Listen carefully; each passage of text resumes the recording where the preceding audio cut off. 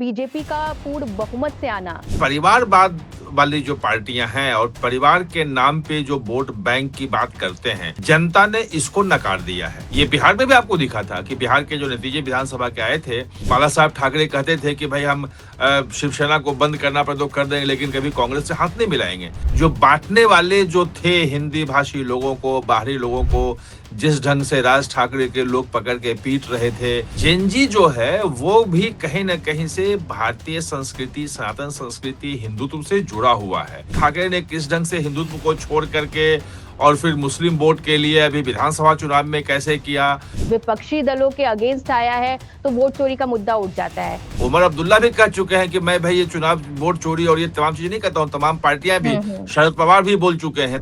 नमस्कार, आप देख रहे हैं पांचजन्य और आज हम बात करने वाले हैं बीएमसी की, देश के सबसे अमीर महानगर पालिका की। बीएमसी के नतीजों ने सिर्फ मुंबई नहीं बल्कि महाराष्ट्र और देश की राजनीति की धुरी हिला दी है। 3 दशकों तक जिस बीएमसी पर ठाकरे राजनीति का निर्विवाद कब्जा रहा, वहां आज तस्वीर पूरी तरह से बदल चुकी है। पार्टी टूटने के बाद ये पहला मौका था जब मतदाता ने उद्धव ठाकरे और एकनाथ शिंदे के नेतृत्व के बीच सीधा फैसला सुनाया। और ये फैसला सिर्फ सत्ता का नहीं, सियासत की नई दिशा का भी है। मुंबई के साथ साथ पुणे, नागपुर, नासिक, ठाणे और छत्रपति संभाजी नगर जैसे बड़े शहरों के नतीजे ये भी बता रहे हैं कि शहरी मतदाता अब पहचान की राजनीति से आगे बढ़कर विकास और गवर्नेंस को प्राथमिकता दे रहे हैं। वहीं मराठी मानुष की राजनीति का दावा करने वाले राज ठाकरे का पूरी तरह से सिमट जाना मुंबई से पुणे तक इस चुनाव की सबसे बड़ी राजनीतिक कहानी बनकर उभरा है। और इस बीच बीजेपी इतिहास रचते हुए बीएमसी में पहली बार अपना मेयर बनाने जा रही है। तो सवाल खड़े होते हैं, बीएमसी में बीजेपी की जीत के मायने क्या हैं? ठाकरे ब्रदर्स की हार के पीछे कौन कौन सी वजहें रही हैं? और इस पूरे राजनीतिक बदलाव में जनरेशन जी, यानी कि जिसे जेन जी कहते हैं, उसकी क्या निर्णायक भूमिका दिखाई दे रही है? इन्हीं तमाम अहम सवालों पर आज हम विस्तार से बात करेंगे वरिष्ठ पत्रकार और राजनीतिक विश्लेषक नीलू रंजन जी से। नीलू रंजन जी, आपका पांचजन्य पर बहुत बहुत स्वागत है। नीलू रंजन जी इस वक्त हमारे साथ स्क्रीन पर आपको नजर आ रहे हैं। बीएमसी चुनाव के जो नतीजे सामने आ रहे हैं सर, उन नतीजों को आप कैसे देखते हैं? बीजेपी का पूर्ण बहुमत से आना और ठाकरे ब्रदर्स जो कि साथ मिलकर बीएमसी के चुनाव में उतरे और उनको बुरी तरीके से परास्त होना पड़ा है, आप इसको कैसे देखते हैं सर? देखिए, एक दो चीजें इसके मायने हैं। एक तो ये मायने है कि जो अवसरवादिता की राजनीति है कि आप सरकार बनाने के लिए विचारधारा छोड़ के कहीं भी किसी से ढुलमुल तरीके से आप जुड़ जाते हो, सत्ता में जाते हो, जनता ने इसको नकार दिया है। ये सीधे-सीधे कह दिया है कि भाई जो ओरिजिनल विचारधारा है उस पे अगर आप टिके हुए हो तो हम आपके साथ हैं और जो उस पे रहेगा उसके साथ जाएंगे। दूसरी बात जो है कि ये परिवारवाद वाली जो पार्टियां हैं और परिवार के नाम पे जो वोट बैंक की बात करते हैं कि हमारे परिवार का ये वोट बैंक है, वो उसे बिल्कुल जनता ने इस बार सीधे-सीधे नकार दिया है। ये बिहार में भी आपको दिखा था कि बिहार के जो नतीजे विधानसभा के आए थे और जिसमें केवल 27 सीटों पे सिमट गई आरजेडी, और जबकि बड़ी पार्टी थी वो वहां पे। यहाँ भी आप देखेंगे कि सिर्फ राज ठाकरे, उद्धव ठाकरे एक साथ आए थे और साथ इसलिए आए थे क्योंकि जो मुंबई की जो महानगर पालिका है, वहां से ही ठाकरे परिवार का जो है राजनीति वहां चलती है और वहीं से शुरुआत की थी। वो मजबूत गढ़ है, इतने सालों से वहां रहे हैं वो, और वो दोनों जुटे थे कि कहीं एक साथ जुटेंगे तो जो बाला साहब ठाकरे का जो एक फॉलोअर है, जो वोट बैंक है शिवसेना का पुराना, वो हमारे पास आ जाएगा। वो नहीं आया क्योंकि वो बाला साहब ठाकरे के विचारों का फॉलोअर था, व्यक्ति का फॉलोअर नहीं था, जो ये गलत मान बैठे। वैसे ही आप देखेंगे कि जो पुणे और पिंपरी चिंचवाड़ में जो जुड़े थे एक साथ, शरद पवार और अजीत पवार गुट, कि हम एक साथ हो जाएंगे। जो शरद पवार जो परिवार है वो अगर एक साथ आ गया तो उसके जो फॉलोअर्स हैं, जो वोट बढ़ते हैं, जो कार्यकर्ता बढ़ते हैं, वो नहीं बटेंगे और हम कुछ कर पाएंगे। वो कहीं नहीं दिखा है। ये सबसे बड़ा जो दो चीजें इसमें मुझे दिख रही हैं कि परिवारवादी पार्टियों के प्रति जनता का कोई रुझान नहीं है, नकार रही है कि हम परिवार सिर्फ है इसलिए वोट देते आए थे और आगे देते रहेंगे, ऐसा अब नहीं है। वो जनता बदल चुकी है, वो काम पे वोट लेकिन सर देती है। एक सवाल यहाँ पर होगा कि हाल में हमने एक बयान सुना था राज ठाकरे जी का जो कि यूपी और बिहार के लोगों के लिए था। तो क्या मराठी मानुष जिनका ज़िक्र बार-बार ठाकरे ब्रदर्स द्वारा ख़ास करके राज ठाकरे द्वारा बार-बार किया जाता रहा है और जो हाल में जो बयान भी आया है, ये एक बड़ा ड्रॉबैक भी रहा है जो रिज़ल्ट सामने देखने को मिल रहे हैं। नहीं, क्या बँटा निश्चित है रूप से। मराठी वोटर्स?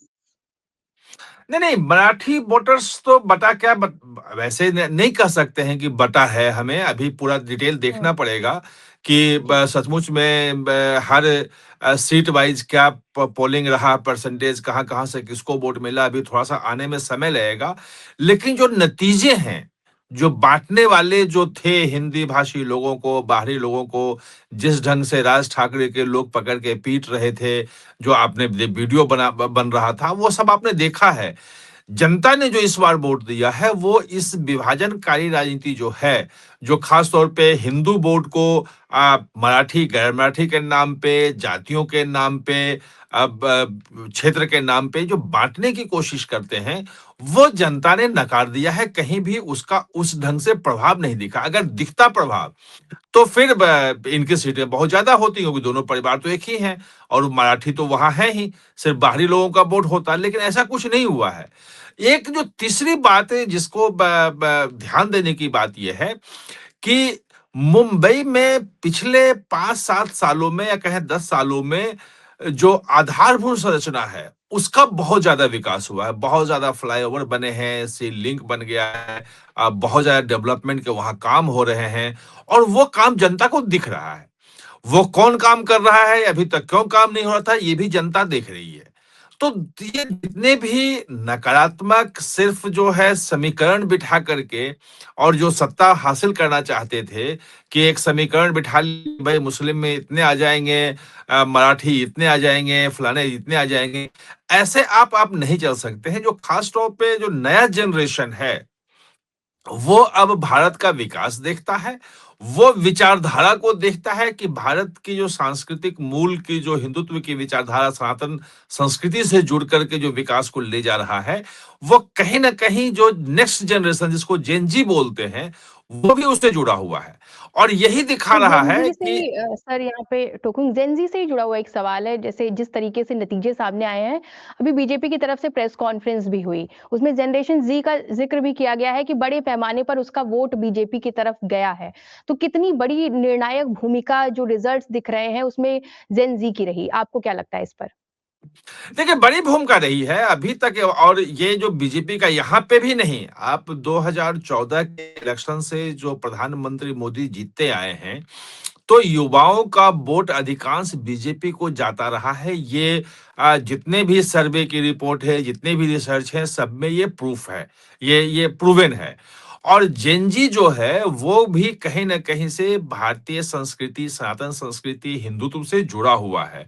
और बहुत सारे रिपोर्ट, आपको सर्वे रिपोर्ट अभी फिलहाल आया था नीम करोली बाबा का कि वहां जाने वाले लोग जो हैं वो अधिकांश जेन ज़ी के लोग हैं। तमाम धार्मिक स्थलों पे चले जाइए, जो सांस्कृतिक हमारे उत्सव होते हैं, धार्मिक उत्सव होते हैं, उसमें जाइए तो जेन ज़ी वहां जुड़ा हुआ है। जिस जेन ज़ी को ये लोग मान बैठे थे कि उसको धर्म, संस्कृति, बाकी चीजों से कोई मतलब नहीं है, वो जेन ज़ी यहाँ है। और अगर मतलब मराठा के नाम पे वोट नहीं मिला ठाकरे को, तो ये जेन ज़ी का कमाल है। क्योंकि जेन ज़ी जो बाला साहब ठाकरे की जो उस वक्त जो उनकी भूमिका थी, जो बाकी चीजें थी, वो उसको नहीं जानते हैं, वो नए हैं। और उन्होंने देखा है कि उद्धव ठाकरे ने किस ढंग से हिंदुत्व को छोड़ करके और फिर मुस्लिम वोट के लिए अभी विधानसभा चुनाव में कैसे किया, वो तमाम चीजें हैं। उन्होंने कांग्रेस से हाथ मिला लिया, जबकि बाला साहब ठाकरे कहते थे कि भाई हम शिवसेना को बंद करना पड़े तो कर देंगे, लेकिन कभी कांग्रेस से हाथ नहीं मिलाएंगे। लेकिन उसके बाद भी मिलाया इन्होंने। तो ये जेन ज़ी जो है वो सारी चीजों को देख रहा है, विकास को भी देख रहा है, भारतीय सांस्कृतिक विचारधारा, हिंदुत्व, ये तमाम चीजों को देख रहा है। बांटने की राजनीति कौन कर रहा है और विकास की राजनीति कौन कर रहा है, मतलब बेहतर जो है मुंबई बनाने की बात कौन कर रहा है, ये सब वो देख रहा है। और पूरा का पूरा अगर आप चुनाव का देखेंगे, अगर मतलब सिर्फ मुंबई ही नहीं, अगर पूरे महाराष्ट्र के हर जगह का चुनाव का आप देखेंगे, तो आपको ये बात समझ में आएगी। दूसरी बात, एक बात जो कहता हूँ, जो मुझे जो लगता है कि 2024 का जो इलेक्शन था और जिसमें वोटिंग हुआ और जिसमें महायुति को, मतलब बीजेपी वाले जो गठबंधन है उसको कम सीटें मिली और महाविकास अघाड़ी जो है, जो शिवसेना और एनसीपी और ये कांग्रेस वाली जो थी उसको ज्यादा सीटें मिली। तो कहीं ना कहीं वहां के लोगों को ये एहसास हुआ कि हमसे गलती हो गई है। प्रधानमंत्री मोदी बनते बनते बने, मतलब 240 में सिमट गए थे, कहाँ वह होता। तो गलतियां लोगों को कहीं ना कहीं से एहसास हो रहा है। और इसलिए आप देखेंगे कि हरियाणा में भी देख लीजिए कि वहां पे 10 में से केवल 5 सीटें 2024 में आई थी, लेकिन विधानसभा का चुनाव हुआ तो जो गलती हुई थी उस गलती को वहां लोगों ने सुधार लिया। मुझे जो लगता है कि जो गलती सुधारने वाली बात है कि हम अगर कोई बांट रहा है क्षेत्र के नाम पे, जाति के नाम पे, धर्म के नाम पे, तो कहीं न कहीं बड़ा नुकसान हो जाएगा उससे देश का। और उन गलतियों को सुधार के आप देखें कि महाराष्ट्र का जो अभी जो लोकल बॉडी का इलेक्शन जो आ रहा है, आज जो रिजल्ट आ रहे हैं वो, और 2024 का आप विधानसभा के चुनाव का इलेक्शन देखिए, तो रिजल्ट लगभग वही है। आपको आपको वैसा ही रिजल्ट दिखेगा। यानी कि जो बीजेपी के तरफ जो लोग हैं, जो वोटर हैं, वो मान बैठे हैं कि भाई ये जो कह रही है वो कर रही है, हिंदुत्व की बात असली यही करती है और लगातार बढ़ रहा है। आप देखेंगे पिछला जो चुनाव था बीएमसी वाला, उसमें दोनों अलग-अलग लड़े थे। अब शिवसेना भी और बीजेपी भी, और बाद में दोनों एक हुए थे। लेकिन इस बार जो देखें, बीजेपी की सीटें बढ़ गई हैं। भाई 10, कम से कम 10 सीटें तो बढ़ेंगी बढ़ेंगी, तो तय ही है, मानी जा रही है कि 10 से 15 सीटें हम्म। ज्यादा आएंगी। और शिवसेना की सीटें कम हो गई हैं। इसका मतलब ये है कि बीजेपी की जो पॉलिटिक्स है, बीजेपी जो वहां पे जनता के बीच में दे रही है, जो डेवलपमेंट का कार्य चल रही है, जो राष्ट्रीय एकता और मुंबई की एकता, महाराष्ट्र की एकता और सभी समाज के सभी वर्गों की एकता की बात कर रही है, तो उसको जेनजी से लेकर के तमाम लोगों को पसंद आ रहा है। वो 25-30 साल पुराने जो फॉर्मूले थे, वो शरद पवार का और चाहे ठाकरे जी का, चाहे कांग्रेस का, उन तमाम फॉर्मूलों को नए जो लोग आए हैं, जेनजी हम्म। कह लीजिए, बाकी कहे नई पीढ़ी के लोग जो हैं, वो उन्होंने नकार दिया है। और मतलब एकता का, और जिस तरह से बीजेपी जीती है और वो अवसरवादिता की जो राजनीति है, उसके बिल्कुल खिलाफ दिया है। अब मुझे लगता है कि बाकी राज्यों में भी जहां विधानसभा चुनाव होने हैं, अब आसाम में भी देख लें, तमिलनाडु में देख लें, आसाम में तो तरुण गोगोई के बेटे जो हैं, गौरव गोगोई, वही हैं प्रदेश अध्यक्ष भी हम्म। हैं, मुख्यमंत्री के चेहरे भी हैं, लीड वही कर रहे हैं।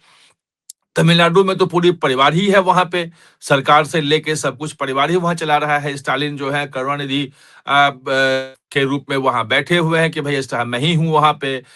कांग्रेस के लिए बड़ी सोचने की बात है कि अगर, जैसे मैंने शुरू में बोला था कि इन्होंने इस जो नतीजे हैं वो ये दिखा रहा है कि जो परिवारवादी पार्टियां हैं उसको नकार रही है जनता। तो ये हम्म। कांग्रेस के लिए बड़ी सोच की बात है कि पिछले 12 से 14 से ही लगातार हार रही है। बीजेपी कहती है वो कि लगभग 99 या 100 इलेक्शन जो है वो कांग्रेस हार चुकी है राहुल गांधी के नेतृत्व में। तो क्या राहुल गांधी को बनाए रखेंगे? प्रमुख विपक्षी दल बन गए हैं।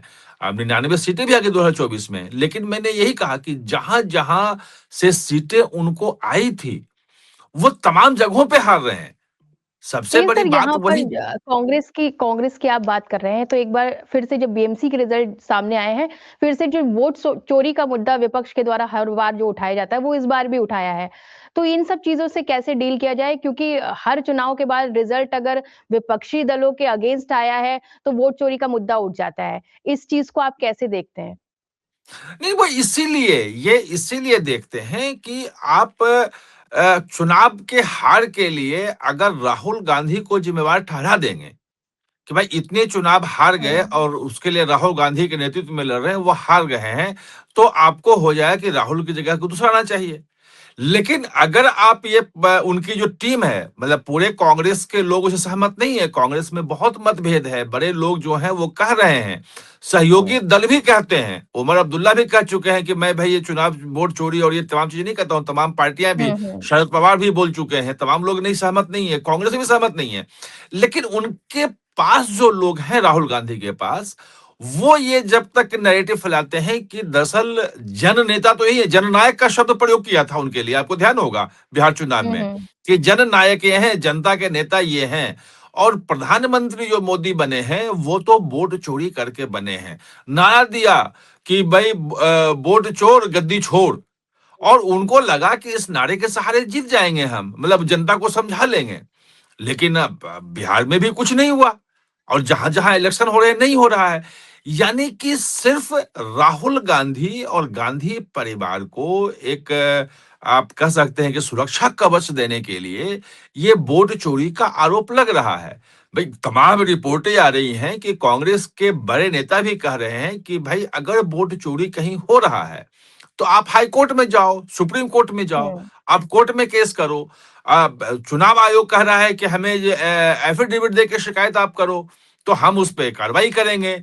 वो नहीं करना है, उनका तर्क ये है, और मैंने पढ़ा है अभिषेक मनु सिंघवी का बयान जो है ऑन रिकॉर्ड पढ़ा है कि हम अगर कोर्ट में चले जाएंगे तो फिर मुद्दा नहीं उठा पाएंगे, क्योंकि हम वो हो जाएगा कि मुद्दा सब जुडिस है। और अगर कोर्ट का हमारे खिलाफ बयान आ गया, मतलब कोई फैसला आ गया कि वोट चोरी नहीं हुई है, तो हमारा पूरा मुद्दा खत्म हो जाएगा। यानी कि एक नैरेटिव जो है वो वोट चोरी का गढ़ना चाहते हैं, ताकि राहुल गांधी की इमेज जो है, राहुल गांधी जो नंबर वन है कांग्रेस में बने हुए, उनको बचाया जा सके। सवाल ये है अब सबसे बड़ा कि राहुल को तो बचाया जा सकता है, कांग्रेस चाहे तो बचा रही है अभी तक, आगे भी कांग्रेस हम्म, राहुल को बनाए रखे, बचाए रखे। लेकिन क्या कांग्रेस बचेगी? कांग्रेस खुद खत्म हो रही है। तो एक बड़ा सवाल वहां पे है, और ये कांग्रेस को और जितनी परिवारवादी पार्टियां हैं, परिवार प्रधारित पार्टियां हैं, वो सबको ये समझना पड़ेगा। क्योंकि अगर वो नहीं समझेंगे तो जैसे ठाकरे परिवार खत्म हो गया, बिहार से लालू परिवार खत्म हो रहा है, वैसे अखिलेश का क्या होगा? वो अभी अगले साल वहां भी इलेक्शन है। स्टालिन जैस का जो वहां पे। जो रिज जो रिज़ल्ट सामने आए हैं, उसके बाद कई तरीके के सवाल उठ रहे हैं। जैसे अभी आपने भी ज़िक्र किया जो हिंदुत्व, सॉफ्ट हिंदुत्व और जो एक सेफ साइड सेकुलर बनने की जो कोशिश उद्धव ठाकरे के गुट द्वारा की जा रही थी, वो कहीं न कहीं उन्हीं पर बैकफ़ायर करता हुआ इस चुनाव में दिखा है। वो कौन-कौन के फैक्टर जो आपका विश्लेषण कहता है, जो कि बैकफ़ायर किया है ठाकरे ब्रदर्स को? क्योंकि एक लंबा समय उनका बीएमसी में गुज़रा है और आज जेन ज़ी कहें या बाकी की जनरेशन जो कि वहाँ के वोटर थे जिन्होंने ये फैसला अगेंस्ट सुनाया है ठाकरे परिवार के, वो क्या-क्या कड़ियाँ रही जो उनके खिलाफ गई? नहीं नहीं, आपका सबसे विश्लेषण बड़ी, इस पर क्या कहते हैं? देखिए सबसे बड़ी कड़ी तो यही है कि वहां पे 3 दशक 4 दशक से जो पॉलिटिक्स थी महाराष्ट्र की, वो सेटल थी कि हुँ, बीजेपी और जो शिवसेना है, बाला साहब ठाकरे हैं, वो हिंदुत्व की पॉलिटिक्स करते थे, हिंदुत्व की बात करते थे, और सेकुलर पॉलिटिक्स और मुस्लिम वोट चाहिए वो एनसीपी और कांग्रेस करती थी। ये सेटल मामला था, इसमें कहीं किसी को नहीं था, और जनता उसी हिसाब से वोट देती थी। उसको पता था कि हम शिवसेना को वोट देंगे, बीजेपी को वोट देंगे, और हिंदुत्व की बात करनी है। और अगर जो सेकुलर थे उनको पता था कि हमें जहां एनसीपी का कैंडिडेट है वो एनसीपी को देंगे, कांग्रेस का कांग्रेस को देंगे। अब गड़बड़ जो किया वो ये किया कि हिंदुत्व की बात को छोड़ करके मुख्यमंत्री बनने के लिए जो चले गए उद्धव ठाकरे, तो वहीं से चीजें खत्म होनी शुरू हुई। क्योंकि जनता को कहीं ना कहीं से तो लगा ना, और उन्हें ये लगा कि हमारे तो नीचे तक संगठन है, संगठन के लोग मना ले जाएंगे, जो विधायक हैं वो कहाँ जाएंगे, सांसद हैं वो कहाँ जाएंगे, उनकी अपनी पकड़ है, लोग सोचते हैं ये इस ढंग से बात। लेकिन जनता धीरे धीरे धीरे धीरे टूटती चली जाती है। उनको लगा था कि 2024 में हमें वोट आया, लेकिन जनता नाराज थी कहीं ना कहीं। और आप देखेंगे कि शिंदे जो अलग हुए और उनके साथ जो 40-42 जो विधायक हुँ, अलग हुए, और असली बोले कि असली शिवसेना हम हैं, और वो मतलब केस भी जीता, मान्यता भी ली, वो सब कुछ हुआ वो। तो वो तो इसलिए हुआ क्योंकि आपने हिंदुत्व की वो का रास्ता जो था, वो छोड़ दिया। आप मुस्लिम के पक्ष में बयान देने लगे। संजय राउत का बयान आप देखिए, तो हिंदुत्व के खिलाफ और मुस्लिम परस्ती बयान, उनके दूसरे वाले बयान जो जिस ढंग से आ रहे थे, वो जनता नहीं सुन रही क्या? आजकल तो हम्म। सोशल मीडिया का ज़माना है, आप कुछ भी बोलते हैं, वो सब लोगों के पास पहुँचता है। किसी को अखबार पढ़ी होती है, मोबाइल में हर आदमी हर कुछ देख रहा होता है। तो ये जो चीज़ें थी, वो उनको भारी पड़ी। और जो बँटवारे की जो जो अवसरवादी कोशिश की, कि अगर आप राज ठाकरे और उद्धव ठाकरे अलग हो गए, तो अलग हो गए, लड़ना तो लड़ते। अवसरवादी राजनीति ये कि अब चुनाव जब आया है और बीएमसी किसी तरीके से चाहिए, तो आप फिर एक हो गए। और फिर वही पुरानी जो 1990 के 80 और 90 के दशक वाली राजनीति जो थी, कि जो गैर मराठी हैं उनको पकड़ के पीटना शुरू करो, उनको बोलो कि भाई मराठी बोलो। भाई मुंबई में तो बड़ी संख्या में लोग हैं, मुंबई बना रहे हैं, इतने हजारों लाखों लोग वहां काम कर रहे हैं, तमाम एमएनसीज वहां पे आ रही हैं, सब पे काम करने जा रहे हैं। तो जो मूलभूत समस्याएँ हैं उसको छोड़ के आप 30-35 साल, 40 साल पुरानी की जो पॉलिटिक्स थी उसको अपनाने किया। जनता को नहीं समझ में आ रही है क्या? मतलब जेन ज़ी तो खूब समझ रहा है। न मतलब और तमाम युवा या क्या सब लोग समझ रहे हैं क्या-क्या चेंजेज़ हो रही हैं, क्या-क्या ये कर रहे हैं। ये सब इनकी गलतियाँ रहीं और सबसे इसके मूल में रहा कि अपनी विचारधारा को छोड़ के पद के लिए एक जो विपरीत विचारधारा के लोग हैं, उनके साथ जाके मिलना, बैठना और शरद पवार के हाथ में खेलना। क्योंकि पूरी पॉलिटिक्स अगर मुख्यमंत्री वो बने और जब तक बने रहे, तो वो वही करते रहे जो शरद पवार कहते थे, शरद पवार ने ही उनको बनाया और शरद पवार ही चला रहे थे। तो ये सब चीज़ें उनके खिलाफ गई हैं। अच्छा, एक सवाल जैसे अभी आपने बताया बहुत सारी चीज़ें थी जो कि अपनी विचारधारा से भटक गए।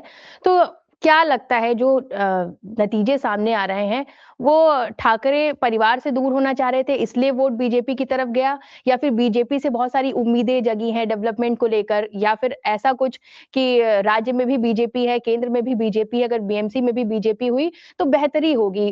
किस दिशा में देखते हैं इस रिजल्ट्स को? बीजेपी के नहीं, नहीं, लिहाज से मैं पूछ रही हूँ।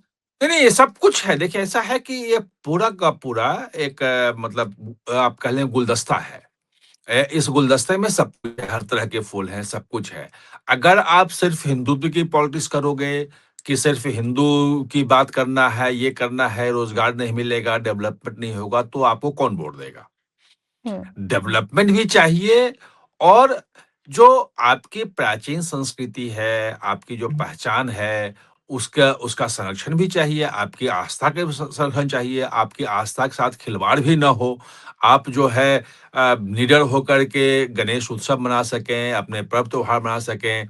आपको किसी आतंकी हमले का, जो जिहादी आतंकी हैं, वो आपको किसी वक़्त आके बम फोड़ दे, गोली मार दे, जैसे 26/11 मुंबई में हुआ, वो स्थिति ना हो। सुरक्षा भी ज़रूरी है, डेवलपमेंट भी ज़रूरी है, तो ये सब कुछ को मिला के है। उनकी गलती ये हुई कि वो मेन जो विचारधारा है, हिंदुत्व वाला, वो भी छोड़ दिया। और जब आप समझौता करते हैं, तो फिर आप समझौते में सबके सहयोग लेके चलने की कोशिश करते हैं, मनाने की कोशिश करते हैं। तो सबसे लुक्रेटिव जो डिपार्टमेंट है, मतलब मिनिस्ट्री है जहाँ पे कमाई हो सकती है, वो एनसीपी बैठ गया, किसी को लेके कांग्रेस बैठ गया, तो वहाँ करप्शन भी होता है क्योंकि आप उन पे कोई कार्रवाई नहीं कर सकते हैं। आपकी सरकार, आपका मुख्यमंत्रित्व, मुख्यमंत्री पद की जो कुर्सी जो है, वो उन्हीं पे टिकी हुई है, तो वहाँ विकास भी नहीं होता है। यहाँ ये है कि अगर देवेंद्र फडणवीस वहाँ मुख्यमंत्री हैं, अ, तो देवेंद्र फडणवीस सारे फैसले ले रहे हैं, 2 उप मुख्यमंत्री हैं, सारे विकास हो रहे हैं और किसी पे निर्भरता नहीं है। मतलब 134-35 सीटों के साथ, मतलब किसी पे कोई एक धमकी नहीं दे सकता है कि भाई देवेंद्र फडणवीस किसी के भरोसे मुख्यमंत्री हैं। ये इसका फ़र्क पड़ता है और केंद्र की योजनाएँ भी जो बन रही हैं, जो चल रही हैं, तो होता क्या है कि अगर अपनी अपना मुख्यमंत्री है वहाँ पे बीजेपी का, तो जो मोदी सरकार की जो योजनाएँ हैं और जितना जन कल्याणकारी योजनाएँ हैं, फ्री में राशन से लेके और स्टार्टअप इंडिया ये वो महिलाओं के लिए जो वो सेल्फ हेल्प ग्रुप जो हैं, जो लखपति दीदी वाला प्रोग्राम है, ऐसे हुँ। बहुत सारी योजनाएँ हैं। मतलब आप दर्जनों योजनाएँ गिन लेंगे, लाभकारी योजनाएँ हैं, जिससे जनता को लाभ मिलता है। फ्री में घर से लेके, शौचालय से लेके, बिजली से लेके क्या-क्या चीज़ें हैं उसमें भरी पड़ी हैं। वो सब का लाभ अगर सरकार होती है तो पहुँचाती है लोगों तक। उन तक जब पहुँचता है, वेलफेयर स्कीम पहुँचता है तो लोगों के जीवन में बदलाव आता है। उनका जीवन लगता है कि पहले से बेहतर हुआ है, सुधरा है। उन तक चीज़ें पहुँच रही हैं। इसका ही प्रभाव पड़ता है और जो ट्रिपल इंजन की सरकार बोली, तो उसमें भी हुँ। यही चीज़ आती है कि अगर बीएमसी में भी कुछ चीज़ें हैं तो जो कुछ भी केंद्र फडणवीस सरकार योजना बना रही है मुंबई को, तो वो बीएमसी उसमें अड़ंगा नहीं लगाएगा। वो आपने देखा था कि वो मेट्रो प्रोजेक्ट के लिए किस ढंग से जो है, वो झगड़ा हुआ था कि यहाँ पे शेड बने या ना बने और कैसे सुप्रीम कोर्ट तक लड़ते गए थे। असल तो विवादों में तो बीएमसी हमेशा से ही रहा है, चाहे वो एक आरोप भी लगते रहे हैं बीएमसी पे कि वो उसका सेलेक्टिव आउटरीच रहता है एक्शन लेने को लेकर। तो बहुत सी तमाम चीज़ें हैं। एक आखिरी सवाल सर आपसे है कि ये जो रिज़ल्ट हैं वो आप बीजेपी के लिए किस मायने में अहम समझते हैं जो अभी सामने नज़र आ रहे हैं? और जो महागठबंधन जो विपक्षी दल है शिवसेना का उसको उसके लिए कैसे देखते हैं? क्योंकि कई बार हमने देखा है अलग-अलग राज्यों के चुनाव होते हैं तो ये गठबंधन अलग हो जाते हैं, फिर एकजुट हो जाते हैं और इसको लेकर बीजेपी ने अभी प्रेस कॉन्फ्रेंस में सवाल भी उठाए, ये एक है भी या नहीं?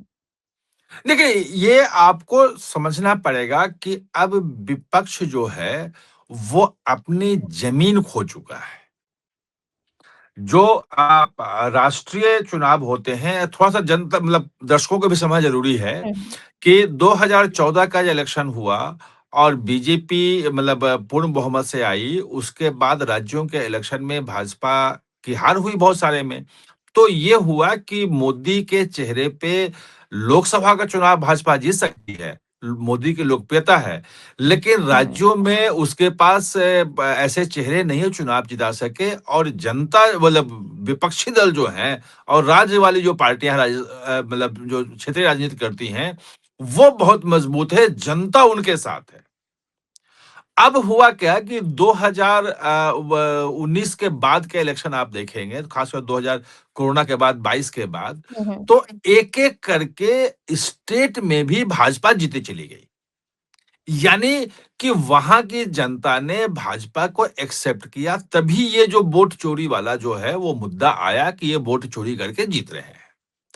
अब लोकल बॉडी इलेक्शन में आप देखेंगे कि अगर लोकल बॉडी इलेक्शन तो बिल्कुल लोकल होता है। वो तो बिल्कुल एकदम स्थानीय स्तर पे होता है ना, गली मोहल्ले का इलेक्शन है ये, पार्षद हाँ, तो मोहल्ले का पार्षद होता है। इसका मतलब ये हुआ कि भाजपा जो है, अब गली मोहल्ले की पार्टी बन गई है। उसके कार्यकर्ता जो हैं, हर गली में है, हर मोहल्ले में है, वहाँ क्या-क्या होना है, कैसे होना है, यानी कि एक जो अटल आडवाणी के समय से कहते थे कि ब्राह्मण बनियों की पार्टी है या कहते थे कि शहर में जो है ब्राह्मण बनिए हैं उनको पार्टी है, हुँ, वो प्रधानमंत्री के बाद एक लोकप्रियता के बाद सेंटर में तीसरी बार सत्ता में आई। तमाम राज्यों में 2-2 बार, 3-3 बार से चुन के आ रही सरकार उनकी।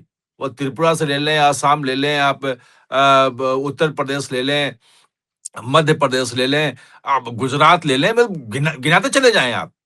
तो बार-बार उनकी सरकार चुन के आ रही है, इसका मतलब ये कि जब सरकार बनती है भाजपा की, तो निचले स्तर पे भी कैसे काम किया जाए, जोड़ा जाए, इसके लिए लगातार काम होता है, मेहनत की जाती है।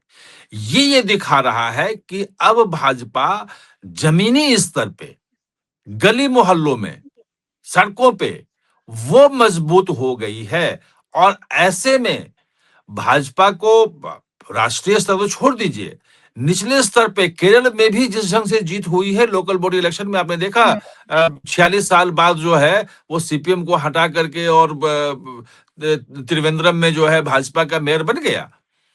तो ये जो एक्सेप्टेंस है भाजपा का और हिंदुत्व की, सनातन की विचारधारा का, उत्तर से लेके दक्षिण तक, ये बहुत बड़ी चीज है।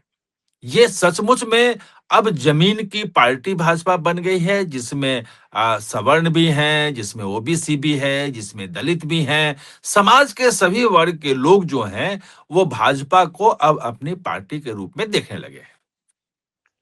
सर बहुत-बहुत धन्यवाद। इतना आसान भाषा में आपने विश्लेषण किया। लोगों को, आम जन को बहुत अच्छे से ये समझ में आ जाएगा कि असल वजह क्या रही बीएमसी में बीजेपी की जीत की और किस तरीके से शिवसेना खास करके जो ठाकरे ब्रदर्स ग्रुप है, उनको जनता ने क्यों नकारा, वो सारी वजह निकल कर सामने आई हैं। आपने समय दिया 5 जन को, उसके लिए बहुत-बहुत धन्यवाद और राष्ट्रहित की खबरों के लिए आप सभी लोग बने रहिए 5 जन पर।